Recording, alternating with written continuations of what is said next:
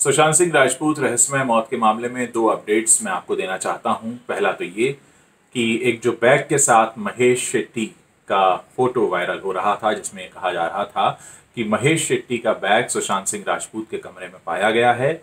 उस बैग का खुलासा हो गया है। असल में वो बैग सुशांत सिंह राजपूत की बहन नीतू का है।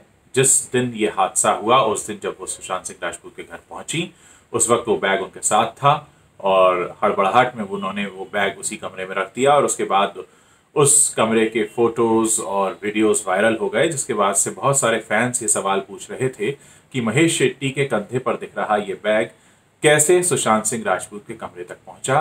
तो इसका जवाब मिल गया है। दूसरी सबसे बड़ी बात यह है कि सुशांत सिंह राजपूत के आखिरी 24 घंटों का कॉल रिकॉर्ड पुलिस को मिल चुका है और इसमें कुछ अनयूजुअल बातें सामने आई हैं।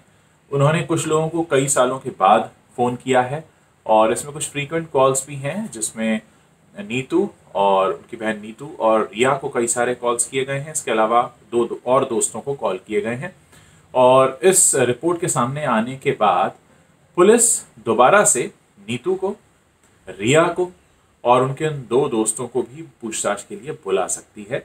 और अब ऐसा लग रहा है कि उन कॉल रिकॉर्ड्स की गुत्थी सुलझने के बाद ये अंदाज़ा हो जाएगा कि आखिरी 24 घंटों में सुशांत सिंह राजपूत की मनःस्थिति कैसी थी, उनके मन में क्या चल रहा था, वो इन लोगों को फ़ोन करके क्या बात कर रहे थे।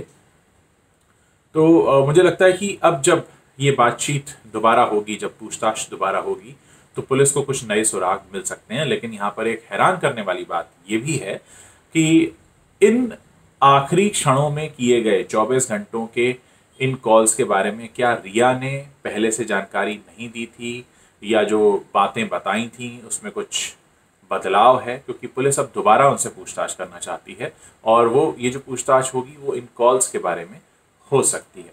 तो जैसे जैसे दिन बीत रहे हैं कुछ नई नई बातें सामने आ रही हैं और अब ऐसा लग रहा है कि पुलिस को कुछ एक बड़ा सुराग मिलने वाला है।